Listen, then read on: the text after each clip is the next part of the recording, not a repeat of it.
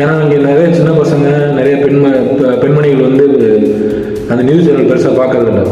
அவங்க வீட்டு வேலை முடிச்சோன்னா இல்லை பசங்க ஸ்கூல் போயிட்டு வந்ததுக்கப்புறம் அதிகமாக டைம் ஸ்பெண்ட் பண்ணது வந்து சோசியல் மீடியாக்களில்.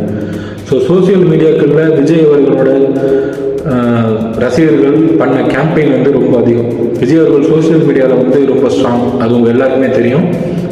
அதனால் அவங்க சோசியல் மீடியாவில் பண்ண அந்த கேம்பெயின் வந்து ரொம்ப ஸ்ட்ராங். அது ஒரு மிகப்பெரிய காரணம் வெற்றி பெற்றது.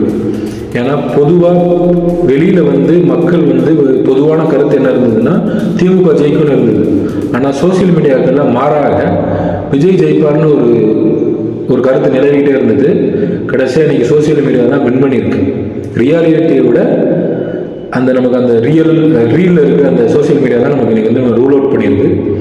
அது இன்னைக்கு வந்து நம்ம தடுக்கவும் முடியாது. இப்போ சோசியல் மீடியா வந்து முதல்ல எலெக்ஷனில் ப்ளே பண்ணது எப்போ அப்படின்னா